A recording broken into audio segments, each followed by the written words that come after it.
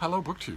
This is Wednesday. That's New Comic Book Day, or at least it was. The comic book industry has undergone seismic upheavals thanks to the pandemic, and those may be continuing. There's been, for instance, a break in the lockstep distribution methods of comic books. Once upon a time, you could get comic books at your drugstore, on a spinner rack, that sort of thing.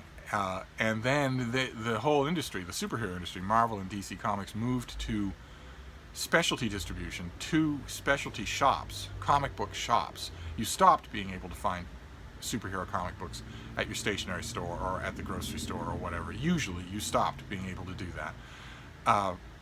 And to get the comics to those stores, the industry employed Diamond Distributors, one distributing company that distributed all the superhero comics. And when the pandemic hit, Diamond ceased its operations and also ceased paying the full weight of its contracts.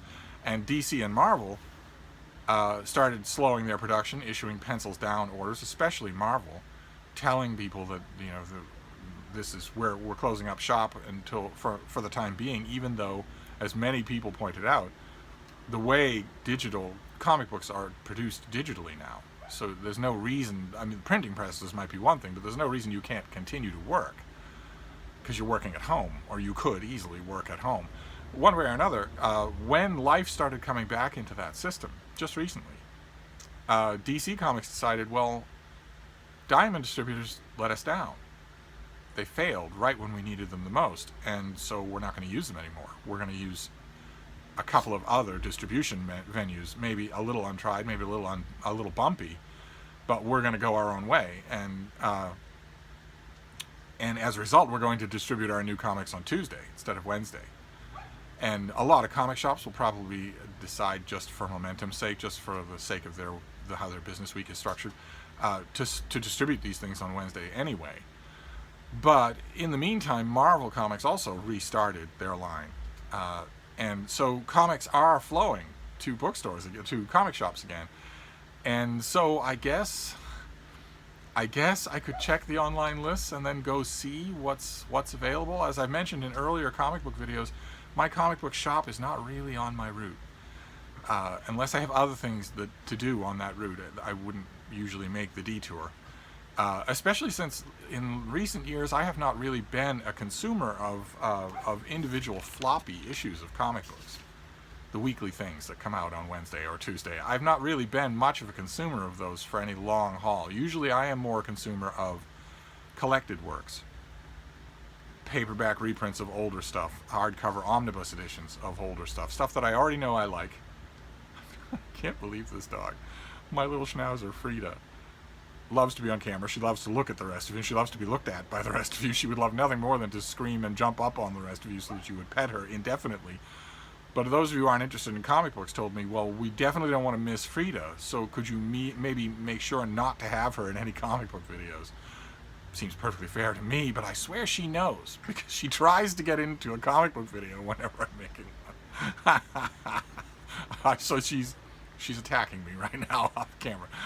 Anyway, I got into the habit of checking the online listings for new releases on Wednesdays prior to Wednesdays, so that I would know whether or not I wanted to make the detour to my comic shop. And I checked those listings mostly for those kinds of archival collected editions.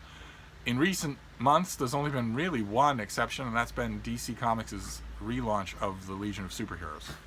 Brian Michael Bendis' Legion of Superheroes, which so far has not been a disaster at all. It's up to issue number 6 or 7, something like that, and my comic shop was closed, so I couldn't get it, and then my comic shop was open, but I wasn't willing to risk the pandemic, so I couldn't get it, and then my comic shop was open, and the pandemic numbers in Massachusetts were good enough so that I was willing to risk it, but it's still a little out of my way. And Mark Richardson at Richardson Reads and his wife up in Vermont, they stepped in heroically and sent me the latest issue of the Legion of Superheroes, which I read and loved.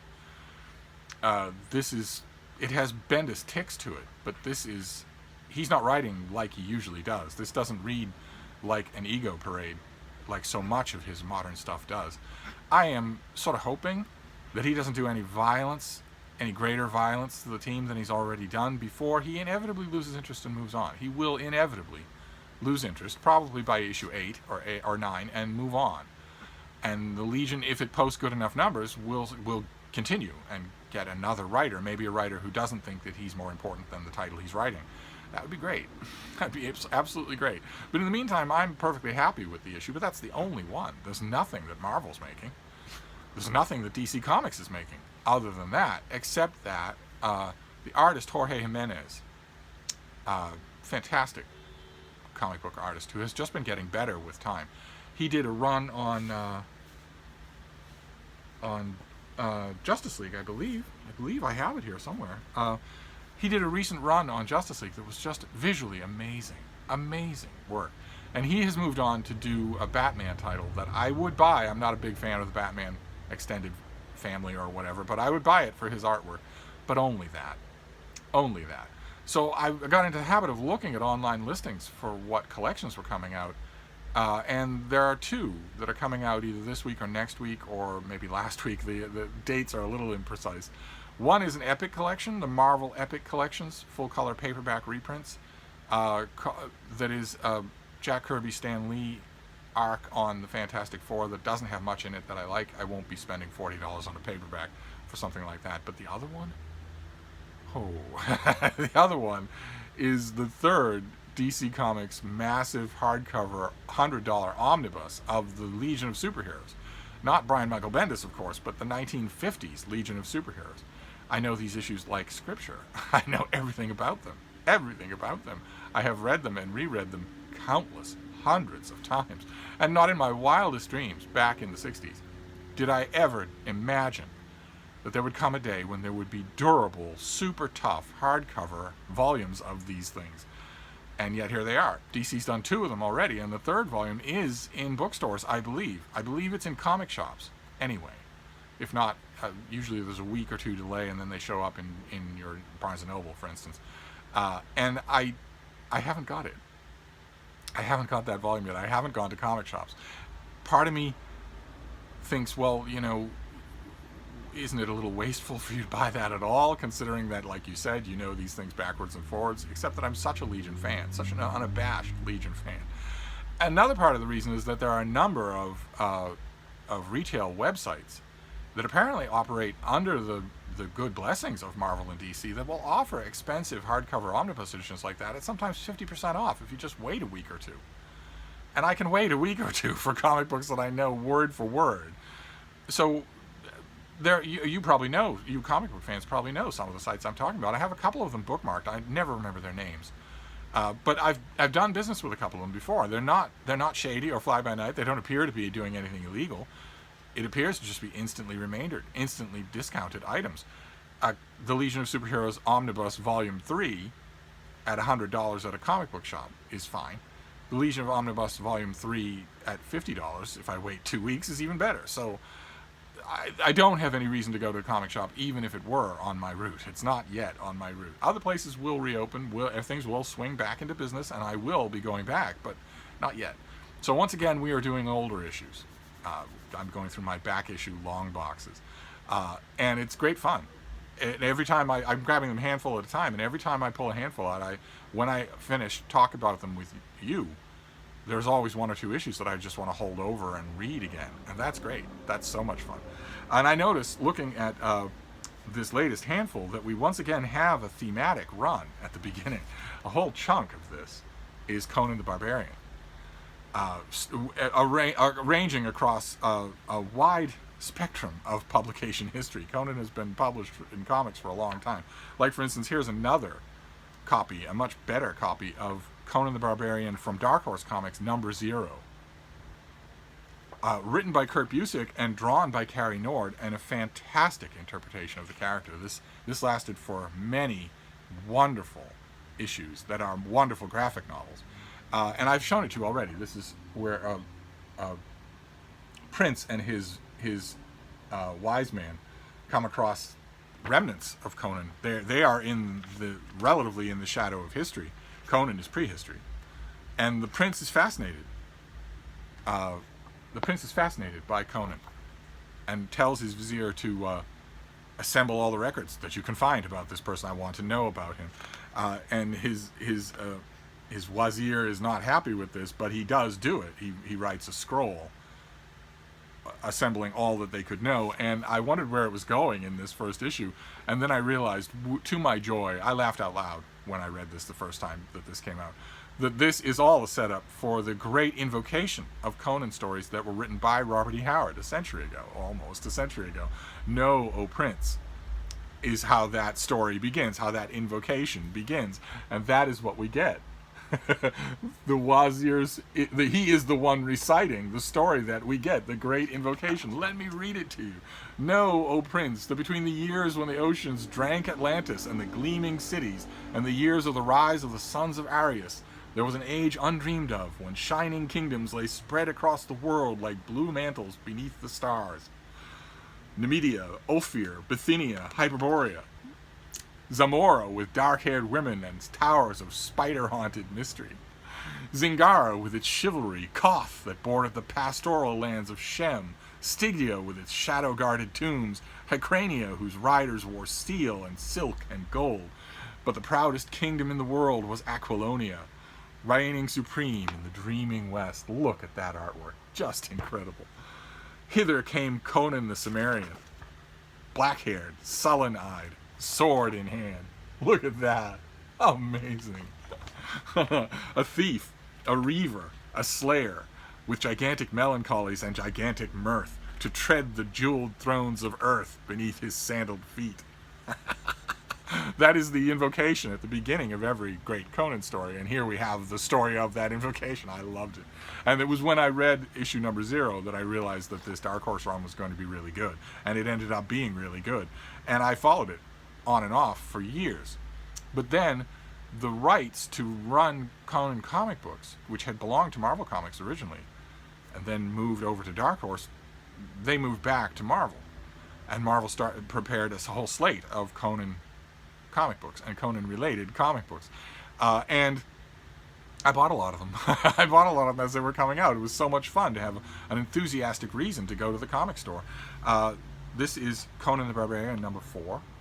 Jason Aaron did the writing. I don't particularly like him, but Gerardo Zaffino did the artwork, and it was amazingly good. And then Marvel also did Savage Sword of Conan, a descendant of its black and white Conan, Savage Sword of Conan magazines that we saw recently. These are color ones. The artist here is Ron Garni, doing some of the most incredible work of his career. Ron Garni is another one of those authors, like Jorge Jimenez, that just gets better as he goes along. This is Conan the Barbarian Exodus. I don't know how many issues Exodus went on for. This is Esad Ribic, who was a frequent collaborator of Jason Aaron when they did Thor together, and decided that it was a really good storyline to sadomasochistically torture Thor for 12 issues. But this is Conan Exodus number 1, is an issue entirely without dialogue. It's all just painted panels, just wonderful stuff. And then we have, this is Conan related, this is Dynamite Comics, who still have the right to do Red Sonja, a Conan related character that was fleshed out in Conan continuity by Roy Thomas for the original Marvel run on Conan the Barbarian, if this isn't all too torturous for you. And this storyline for Red Sonja was really good for Dynamite. I just loved it. Very, very wry in a funny kind of way. Then we go back to Dark Horse. Dark Horse, at one point, they repackaged some of the Kurt Busiek and Carrie Nord and others, some of their stories, into these commemorative issues that had Frank Frazetta cover artwork. Frank Frazetta did iconic cover artwork for Conan the Barbarian mass market paperbacks put out by L. Sprague de Camp and Lynn Carter, that were the introduction to Conan for hundreds of thousands or tens of thousands of eager beaver nerdy readers. And those Frazetta covers have become iconic, and they've also become synonymous with the great Robert E. Howard Conan stories that they were, symbolizing. And somebody at Dark Horse Comics had the brilliant idea that if Dark Horse creators had adapted one of those stories, one of the stories that was in one of those original mass market paperbacks for which Frazetta did a cover, then maybe they could get those covers as well. And they did. This is the Frank Frazetta cover series. Apparently there were 8 of them. I only have 3. I really wish I had them all. But this is Conan, the Frazetta cover series, number 7. And this is how they did them.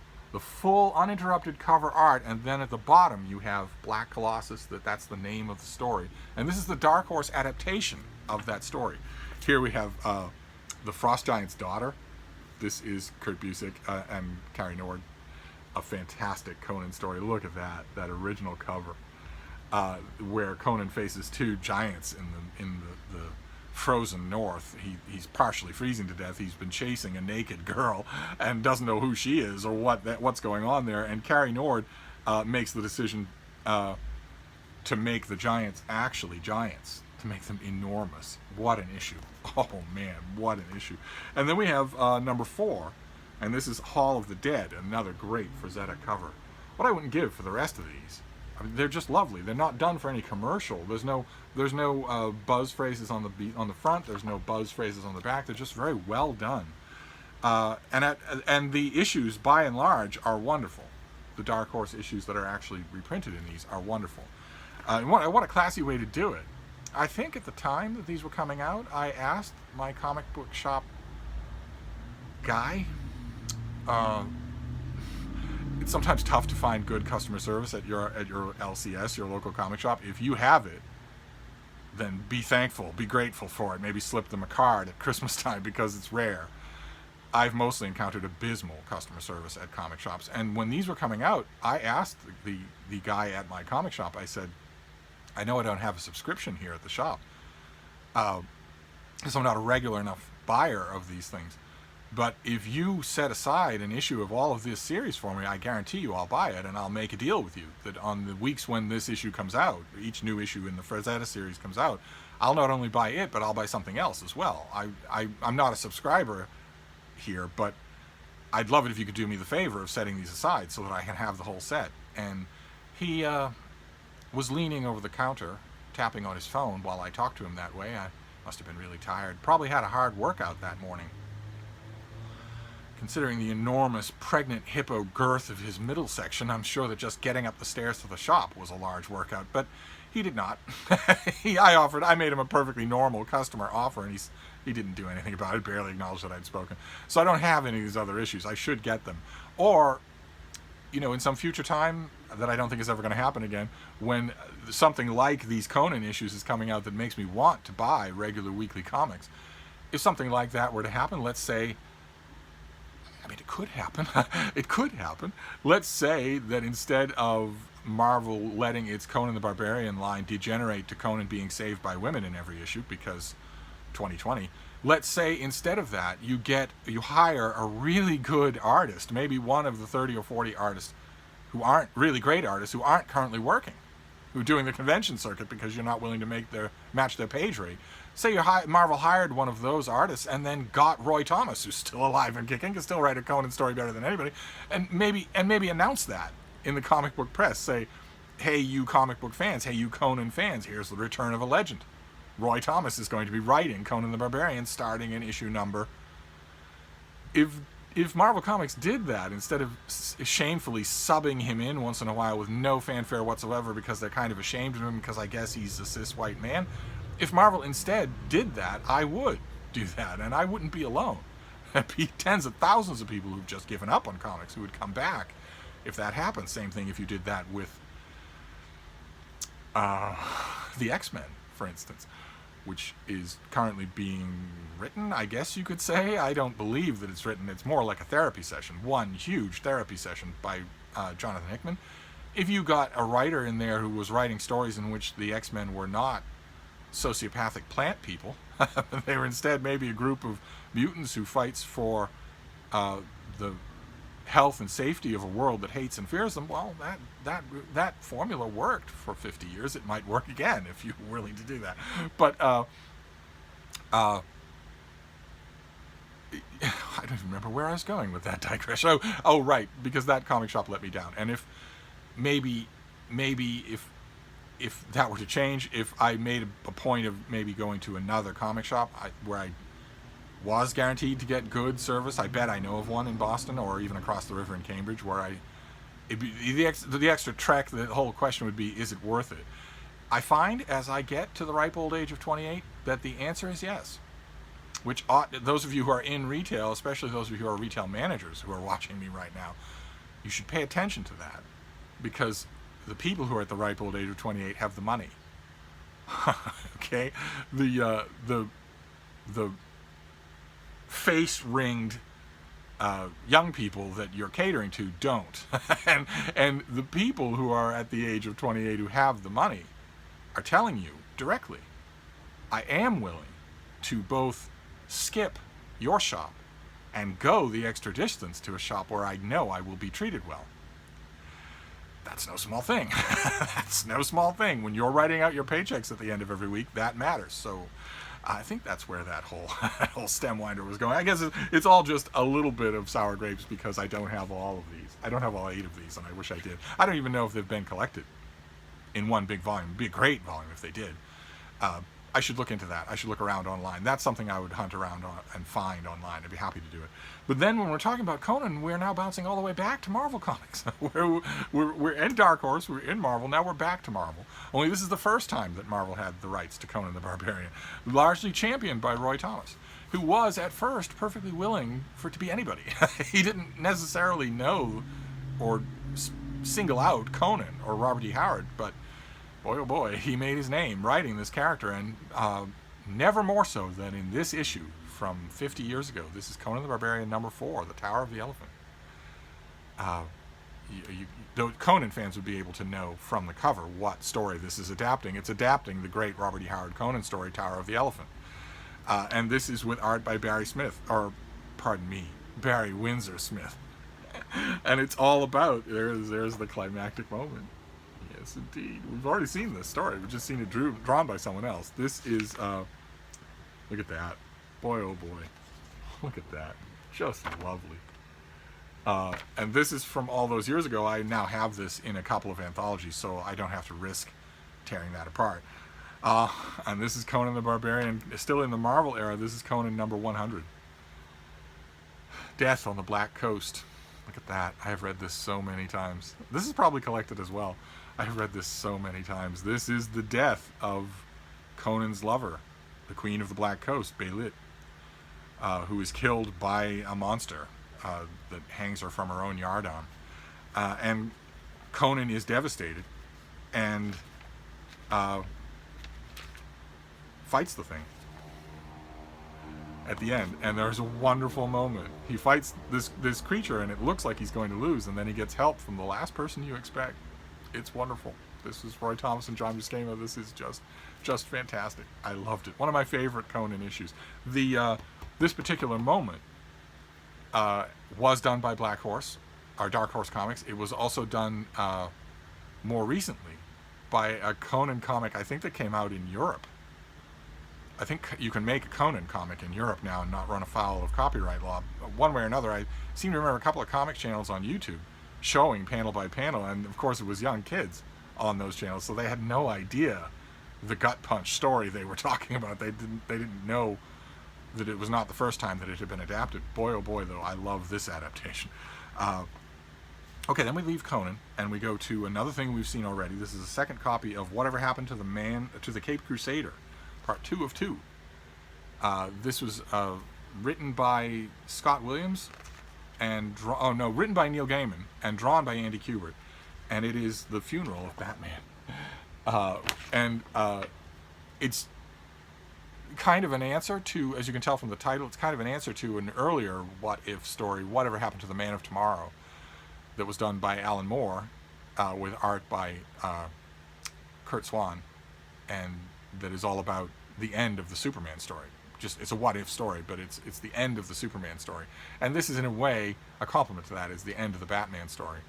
A very different kind of ending, very much seedier, very much darker than the Whatever Happened to the Man of Tomorrow. And it didn't catch on the way Whatever Happened to the Man of Tomorrow did. I don't know quite why. I liked it a lot, not as much, but I've never, for instance, seen this as a graphic novel with the 2 parts combined, which happened almost immediately with Whatever Happened to the Man of Tomorrow, so that a lot of people have never encountered it as individual issues, don't even know.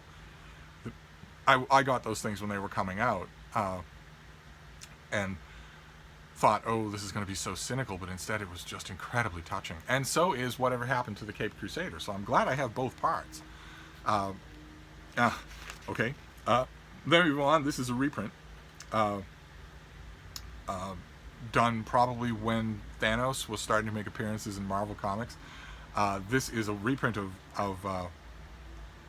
it says Warlock, but it was neither Warlock nor anything else. It was, it's hard to explain. This storyline took place across 2 issues, one Avengers annual and one Marvel 2-in-1 annual. It was never Warlock, although he is a main character. This guy is Warlock. And this is a story of a confrontation between him and the mad god Thanos and the Avengers and the Thing and and Spider-Man. Just terrific. It's reprinted all the time. All the time. And understandably so, because it is beautiful. It's beautifully done. This is, I believe, just part 2. Oh no, this is part of part 1. Part of part 1, and then part 2. And it's terrific. Just terrific. In terms of action, and also, again, the emotional gut punch at the end. It has a perfect ending. In a perfect universe, a comic book universe, Thanos would never have been revived. He wouldn't be a character anymore. He would have ended. He ended perfectly. That you see that often in superhero comics, where a writer will come on, dream up an ending for a character, usually a villain, but sometimes a hero, and it will be perfectly done. And there ought to be a rule in comics that says if it's perfectly done, don't undo it. It's now company policy that this character is now reserved. You can't do it anymore. You can have an adventure that takes place in the past, but you can't revive them. Marvel has a terrible tendency to do that.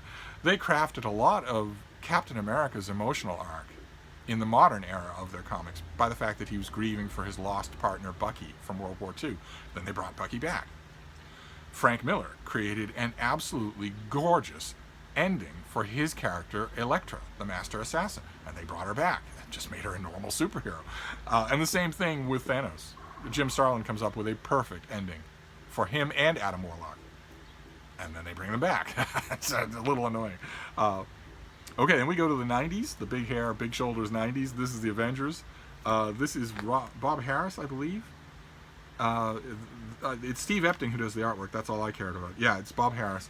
This is a run where the Black Widow was leading the Avengers and it had featured an emotionally tortured Black Knight and beardless Hercules and Crystal from the Inhumans and barefoot Vision, the Vision, only with no shoes on for some reason. And for a while in that run, Marvel experimented with these foil covers, these shiny foil covers. The inside is just great, just terrific Steve Epting artwork, just fantastic stuff. But these covers, I didn't know what to make of them, and I got them all because I was getting this whole run of the Avengers. One of my favorite runs of the Avengers. It exists now in 2 Epic collections. Very annoyingly, it's the first of the Epic collections with the Harris run here, the Harris Epting run, has a bunch of stuff that isn't them, and that is really bad. And then you get a few issues of that run, and then that Epic collection ends, and then the next Epic collection, keep in mind, again, these are $40 a piece, has a few of those Harris Epting issues to run out the run, and then has a bunch of other crappy stuff. So I'm never going to get this in one volume. Okay, great. This is what I was talking about. This is Jorge Jimenez just recently drawing Justice League. And doing just incredible work. I mean, look at how beautiful that is. Just look at how lovely that is. Even this guy's always been good, but this is yards better. Okay, all right. And then we have another block. Another block of these is My Beloved Legion of Superheroes. I've already mentioned them. This is a classic example of what DC does. This issue features the death of a Legionnaire. Those of you who know this issue will need no introduction to it. It is extremely memorable. A Legionnaire who had been around for 45 years is not only beaten by a supervillain, but beaten to death. The supervillain beats him to death with his bare hands. And yet, it's a very good ending, a very moving issue. And DC has not brought back this particular character. Someone else has taken up the mantle of this character with his superhero name, but they've never brought back this character. Look at that great Keith Giffen cover.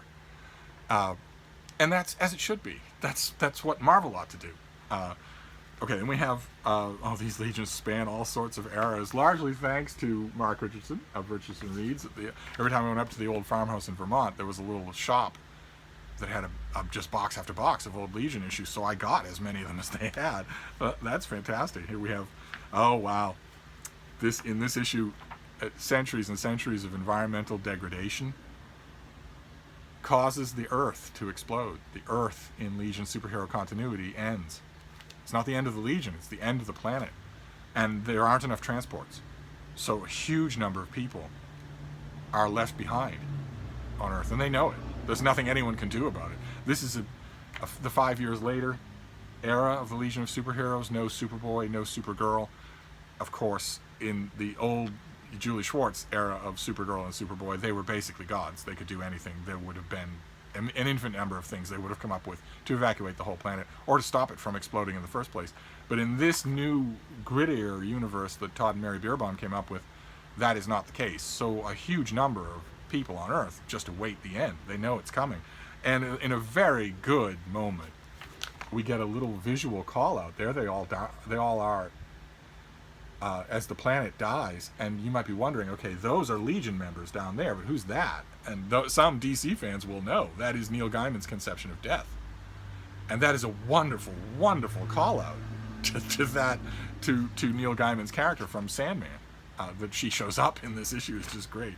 And then we end with a couple of Marvels. This is Agents of S.H.I.E.L.D. Done a bunch of one-hit issues. I didn't care much about Agents of S.H.I.E.L.D., but this has artwork by Chris Sprouse, and I very much care about that. I'll buy anything that Chris Sprouse draws. And it has a script by Mark Waid that's very, very good, in which Agent Coulson of Agents of S.H.I.E.L.D. Conscripts Susan Richards, the Invisible Woman from the Fantastic Four, for a mission all by herself. And it's really good. It's really, really good. You give Mark Waid tried and true established comic book characters, and you give him a brief. Look, we need an issue. Not an epic thing, not anything like that, just an issue. Give me an adventure. Pick a character and put them through their paces in an adventure. He can do that, Marvel or DC. He can do that better than anybody alive. No matter how badly he does other things, he can do that. This issue stands up to multiple rereadings. And then we'll finish up with this, Marvel Comics number 1000. A publishing gimmick in a square-bound thing. I think this was $10. I forget how much this was. Yeah, this was $10, and it's a slew of creators.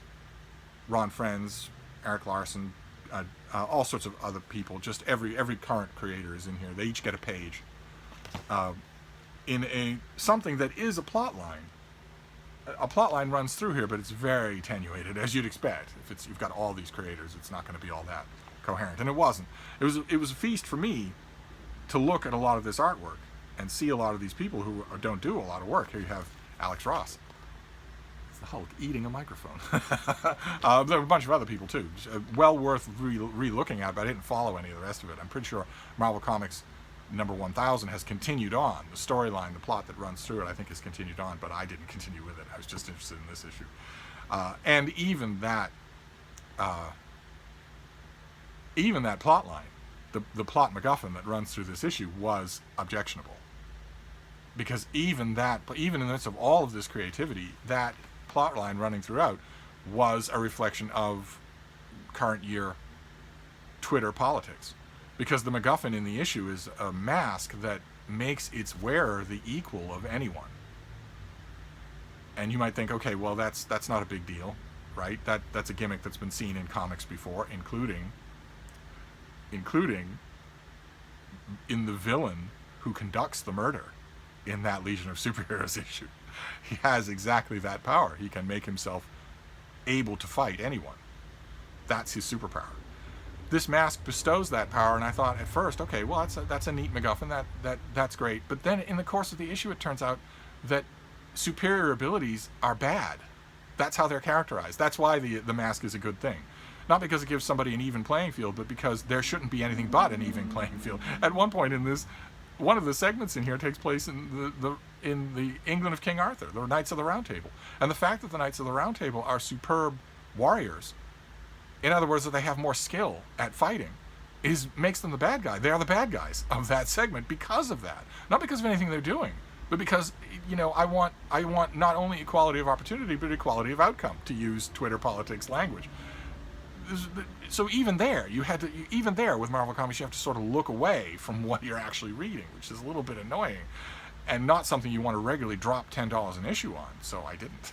But anyway, that was a bit of ranting, but that was also your Comics Wednesday. So I'm going to wrap this up. It's gone long, and we will be back on Friday for another handful of comics from my long box. So I will see you then. Thank you, BookTube.